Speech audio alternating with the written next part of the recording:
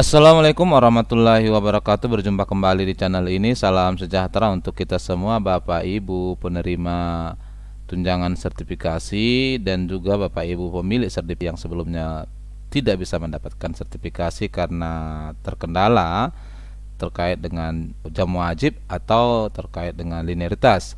Berikut Bapak Ibu sekalian akan kita update ya kabar gembira terkait dengan pemberian tunjangan sertifikasi untuk kita sejak TW3 tahun ajaran baru ini. Hal mana jam wajib tidak harus 24 jam ya, ini akan kita kupas. Namun sebelumnya kepada Bapak dan Ibu yang baru bergabung di channel ini atau yang belum mendukung channel ini, mohon bantuannya Bapak Ibu sekalian untuk mendukung channel ini dengan cara subscribe dan aktifkan loncengnya untuk mendapatkan informasi-informasi terbaru dari channel Profesi Guru. Aturan ini Bapak Ibu sekalian termuat di dalam Peraturan Menteri Pendidikan Kebudayaan Riset dan Teknologi Nomor 25 Tahun 2024 yang diterbitkan di bulan Juli ini. Jadi di sini ada frasa yang mana ya Bapak Ibu sekalian pemilik serdi tidak harus memenuhi 24 jam diperkenankan mendapatkan tunjangan sertifikasi. Jadi kita akan lihat ya, dan sebaiknya diikuti biar tidak gagal paham ya Bapak Ibu sekalian. Kita lihat dulu ini perubahan atas Peraturan Menteri Pendidikan dan Kebudayaan Nomor 15 Tahun 2018 tentang pemenuhan beban kerja guru, kepala sekolah dan pengawas sekolah. Menimbang ini dasarnya ya, tadi Permendikbud Nomor 15 Tahun 2018. Lalu mengingat ini dasar-dasarnya kita tidak perlu bahas. Ini barangkali sama dengan dasar-dasar sebelumnya. Di pasal 1 ini ketentuan angka 2 dan angka 7 pasal 1 diubah sebagai berikut. Nah, ini mungkin hanya pengertian saja ya, secara umum masih sama dengan sebelumnya. Jadi tidak ada kaitannya dengan apa yang kita bahas di sini. Pasal 4 juga tugas pokok kita sama ya pada dasarnya. Kemudian di pasal 4 ayat 7 ini tugas tambahan ini masih sama seperti sebelumnya ya, wakil kepala sekolah satuan pendidikan, ini adalah kurikulum gitu ya. Ini juga tergantung rombelnya, Bapak Ibu sekalian bisa masuk PKS atau kesiswaan, bisa juga sarpras atau humas bergantung jumlah rombelnya. Lalu kapus, kalap, bengkel dan pembelajar industri satuan pendidikan, pembimbing khusus, tugas tambahan selain sebagaimana dimaksud dalam huruf A sampai huruf E ya. Nanti ini kaitannya dengan tugas-tugas yang ada di sekolah ya. Lalu harus katanya di Satminkal kita ya, Satuan Administrasi Pangkal, boleh juga di luar Satminkal kita, itu ketentuannya. Nah, tugas tambahan untuk pasal 4 ayat 7A sampai dengan D itu diekivalensi 12 jam, masih sama ya. Kemudian di luar ya diekivalensi dengan 6 jam. Nah, itu kalau ada Bapak Ibu yang mendapatkan tugas tambahan di luar satminkalnya. Oke, itu adalah ketentuannya. Nah, lalu ketentuan huruf D, huruf G yang ada di pasal 6 Permendikbud tahun 2018 ya. Ini ayat 1, ayat 5, ayat 6, ayat 7 pasal 6 diubah sehingga katanya bunyinya menjadi seperti ini. Ini pasal 6-nya. Tugas tambahan lain sebagaimana dimaksud dalam pasal 4 ayat 7 huruf F meliputi wali kelas, pembina OSIS, pembina ekstrakurikuler, koordinator pengembangan keprofesian atau PKB atau ketua bursa kerja gitu ya, guru piket, ketua lembaga sertifikat profesi pihak pertama, tim kerja pengelolaan kinerja guru, pengurus organisasi profesi guru, tutor, koordinator proyek penguatan profil pelajar Pancasila dan atau tugas tambahan lainnya sesuai dengan ketentuan perundang-undangan. Di ayat 2 tugas tambahan lain sebagaimana dimaksud pada ayat 1 huruf A sampai dengan huruf G dilaksanakan harus pada satminkal kita ya, jadi harus di satminkal kita. Yang ketiga, tugas tambahan lain sebagaimana dimaksud pada ayat 1 dapat dihitung sebagai pemenuhan jam tatap muka. Kemudian tugas tambahan sebagaimana dimaksud pada ayat 1 diekuivalensi secara kumulatif dengan paling banyak 6 jam tatap muka per minggu bagi guru mata pelajaran. Jadi Bapak Ibu sekalian, tugas tambahan ini diekuivalensi per gurunya itu adalah 6 jam tatap muka ya, bisa sebagai wali kelas atau sebagai guru piket. Ini cukup mudah dari sini untuk mendapatkan jam 24 jam tentunya.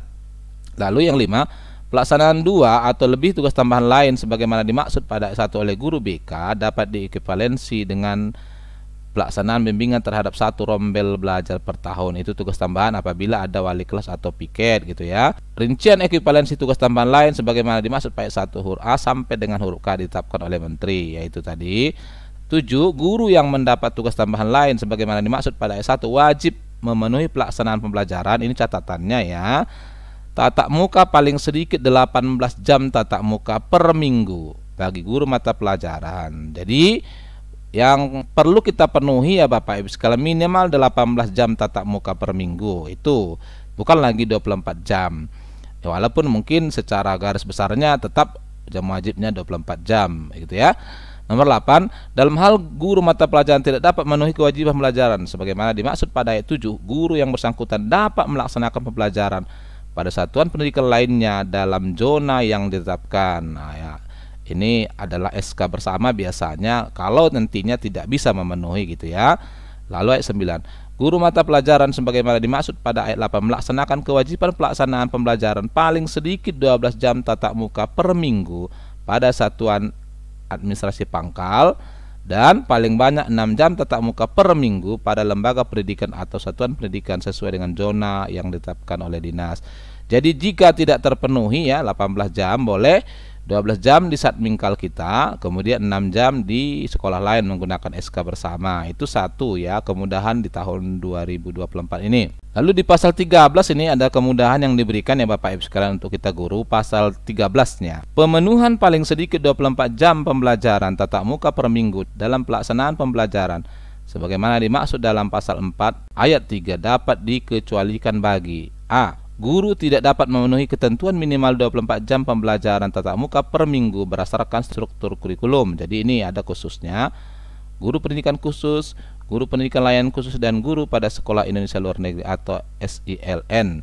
Jadi jika tidak memenuhi 24 jam berdasarkan apa yang sudah tadi dibuat kriteria pemenuhan jam kita, maka ini ada pengecualian ya. Jadi nanti Bapak Ibu sekalian, jika ternyata setelah diambil berbagai alternatif yang merupakan tugas-tugas tambahan sehingga terpenuhi apa yang disebutkan oleh Kempermendikbud ini, ternyata tidak juga memenuhi, maka itu yang menjadi nanti jawaban di pasal 13 ayat 1.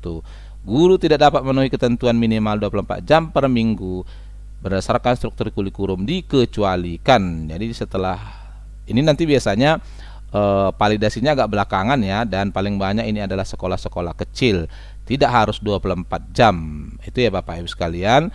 Oke, ayat 8, ketentuan pada lampiran 1, lampiran 2 dan lampiran 3 pada Permendikbud nomor 15 tahun 2018 tentang pemenuhan beban kerja guru, kepala sekolah dan pengawas sekolah ini dihapus ya, resmi dihapus. Pasal Romawi 2, peraturan menteri ini mulai berlaku pada tanggal diundangkan. Jadi diundangkannya ini adalah di Juli ya Bapak Ibu sekalian, baru-baru saja, dan akan berlaku di tahun ajaran baru ini. Nah, di sini kita bisa lihat bahwa banyak sekali kemudahan yang diberikan dalam pemenuhan jam wajib 24 jam. Juga pengakuan yang selama ini di berbagai sekolah ini sering tidak muncul di Dapodik, tidak diakui. Tapi di sini ya, tugas tambahan ini sudah muncul Bapak Ibu sekalian ya, semua ini sudah ada di sana, diakui wali kelas, pembina OSIS, pembina ekstrakurikuler, kemudian guru piket ya, itu sudah diakui dengan catatan tadi disebutkan di sini diekuivalensi 6 jam tatap muka per minggu. Jadi ya bisa ditambahkan ini 6 jam. Ya, melalui Permendikbud ini saya rasa cukup mudah sekarang untuk memenuhi jam wajib, mendapatkan tunjangan sertifikasi. Dan kemudahan lainnya yang mungkin juga ada kaitannya dengan ini adalah di Permendikbud nomor 7 tahun 2024 ya Bapak Ibu sekalian. Al-mana disebutkan di sini, ini pasal 2 dulu, ini pasal 2, guru mengajar pada bidang tugas, berarti ini sesuai kualifikasinya, mata pelajaran atau kelompok mata pelajaran. Nah, kelompok mata pelajaran ini ya Bapak Ibu sekalian yang sering kita sebut dengan rumpun ya, sesuai dengan sertifikat pendidiknya. Nih, ada rumpunnya, linearitasnya. Kemudian bidang tugas mata pelajaran dan kelompok mata pelajaran sesuai dengan struktur kurikulum ya. Di pasal 4-nya dijelaskan ya, guru mata pelajaran yang mengampu bidang tugas mata pelajaran sesuai dengan kualifikasi akademik namun tidak sesuai dengan sertifikat pendidiknya.